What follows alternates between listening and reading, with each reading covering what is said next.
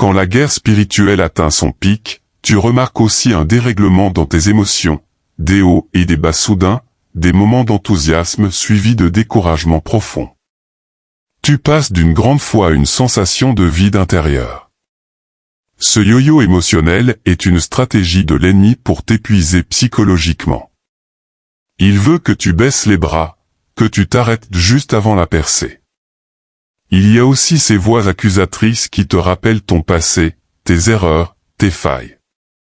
Elles te font croire que tu n'es pas digne d'avancer, que Dieu ne peut pas encore t'utiliser. Ces voix ne viennent pas de Dieu.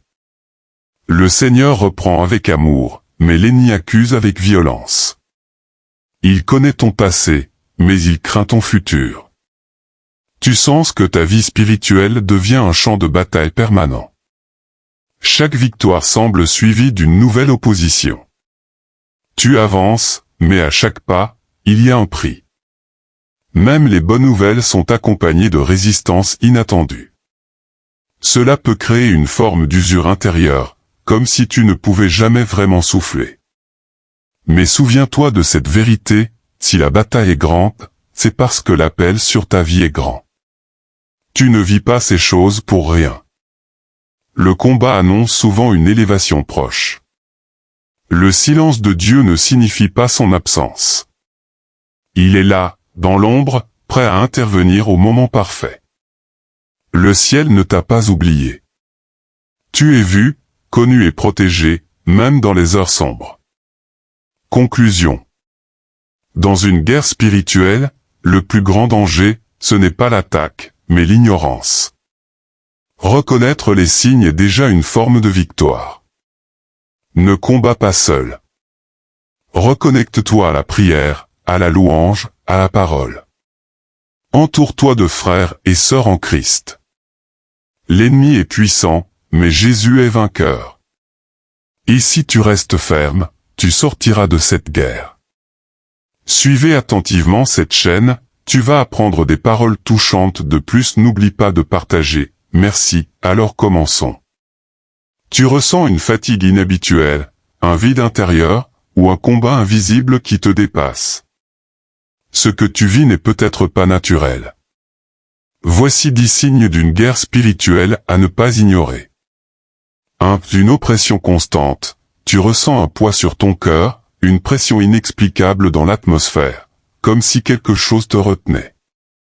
2. Des pensées négatives persistantes. Tu luttes contre des pensées de peur, de rejet, d'échec, ou même de mort. Elles reviennent malgré tes prières et ton désir de paix. 3. Des attaques pendant le sommeil, cauchemars, paralysie du sommeil, sensation de présence obscure la nuit. Le sommeil devient un champ de bataille. 4. Affaiblissement de la foi. Tu sens que ta connexion avec Dieu diminue. Lire la Bible, prier, ou adorer devient difficile, presque un combat. 5. Conflit soudain et inexplicable, des tensions surgissent sans raison avec ton entourage. L'ennemi utilise les relations pour semer la division. 6. Des blocages répétés dans ta vie, malgré tes efforts, tout semble se fermer, travail, projet, finances, relations.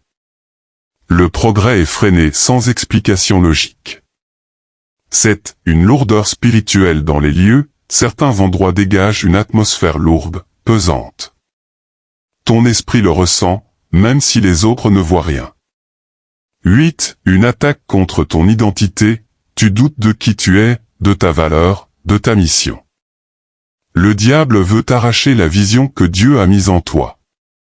9. Une tentation accrue, tu es davantage tenté de retourner à de vieilles habitudes, péché ou dépendance. L'ennemi cherche à te faire chuter. 10. Une résistance à la vérité, quand la parole est prêchée, tu te sens irrité ou détaché. Le diable veut te garder loin de ce qui peut te libérer. Dans cette guerre invisible, le sentiment de stagnation spirituelle devient de plus en plus pesant. Tu avances dans ta vie, mais tu as l'impression que rien ne change spirituellement. Tu n'évolues plus. Tu ressens comme une barrière invisible qui t'empêche d'aller plus loin, d'être plus profond, de porter du fruit. Cette stagnation est une stratégie subtile, elle ne fait pas de bruit, mais elle vide doucement ton zèle. Il y a aussi ce désintérêt pour les choses de Dieu. Ce que tu aimais avant la louange, la méditation, les temps de jeûne ne te parlent plus. Tu les remets à plus tard, ou tu les fais sans vie. L'ennemi ne cherche pas toujours à te pousser dans le péché directement, parfois il cherche juste à t'endormir spirituellement. Les distractions constantes sont un autre outil puissant dans ce combat. Chaque fois que tu veux prier ou te concentrer sur Dieu, quelque chose vient détourner ton attention. Ton téléphone sonne, ton esprit vagabonde, des pensées surgissent sans cesse. Ce n'est pas un hasard. C'est une stratégie pour voler tes moments d'intimité avec Dieu. Tu peux aussi observer des attaques ciblées contre ton identité spirituelle. Tu entends dans ton cœur des phrases comme « Tu n'es pas à la hauteur, Dieu ne t'écoute plus, tu n'as aucun impact ». Ces paroles ne viennent pas de Dieu. Elles sont semées pour te faire douter de ton appel, de ta valeur, et pour briser la relation entre toi et le Père. Enfin, il y a le sentiment de sécheresse même dans la louange. Tu écoutes des chants, tu lèves les mains, mais ton cœur reste froid. Ce feu que tu ressentais autrefois, cette joie qui t'envahissait, semble éteint. Tu continues par habitude, mais sans vie. Ce n'est pas que Dieu s'est éloigné. C'est que l'ennemi t'entoure d'un brouillard pour que tu ne perçoives plus sa présence. Un autre aspect souvent ignoré dans la guerre spirituelle, c'est l'attaque contre ton identité. L'ennemi veut te faire douter de qui tu es en Christ. Tu entends dans ton cœur des phrases comme « Tu n'es pas assez, tu n'as pas d'impact, tu n'es pas digne ». Ce n'est pas toi qui penses cela, ce sont des flèches de l'ennemi destinées à briser ton assurance. Car s'il peut toucher ta vision de toi-même, il peut ralentir ta mission. Tu remarqueras aussi un refroidissement soudain dans ta foi. Ce n'est pas que tu renies Dieu, mais tu ne ressens plus l'ardeur d'avant. Ta passion diminue. Ton feu intérieur devient faible. Ce n'est pas un hasard. Le but est de t'éteindre spirituellement, petit à petit, sans que tu t'en rendes compte. Le diable ne cherche pas seulement à te faire tomber, il veut t'endormir. Il veut que tu t'habitues à une foi tiède, à une vie sans onction. Parfois, tu entres dans une saison où tout ce qui t'apportait joie ne t'en donne plus. Tu ne ressens plus la même paix dans la louange, ni la même fraîcheur dans la parole. C'est une sécheresse spirituelle qui ne vient pas toujours de toi, mais d'un combat invisible qui bloque l'accès à tes sources. Comme si un voile obscurcissait la lumière que tu avais autrefois. Et au cœur de cette bataille, l'ennemi insère subtilement des mensonges, que Dieu a favorisé les autres, que ta prière est inefficace, que tu as raté ta destinée. Ces pensées, si elles ne sont pas discernées, s'installent comme des vérités. Elles affectent ton espérance, tu arrêtes d'attendre, tu cesses de croire. Dans cette saison, tout semble fragile. Même ce que tu avais bâti avec patience peut vaciller sous la pression. Tu sens que tu tiens bon, mais de justesse. Ce n'est pas de la faiblesse, c'est le signe que tu es sur une ligne de feu spirituel. Un autre aspect souvent ignoré dans la guerre spirituelle, c'est l'attaque contre ton identité. L'ennemi veut te faire douter de qui tu es en Christ. Tu entends dans ton cœur des phrases comme « Tu n'es pas assez, tu n'as pas d'impact, tu n'es pas digne ». Ce n'est pas toi qui penses cela, ce sont des flèches de l'ennemi destinées à briser ton assurance. Car s'il peut toucher ta vision de toi-même, il peut ralentir ta mission. Tu remarqueras aussi un refroidissement soudain dans ta foi.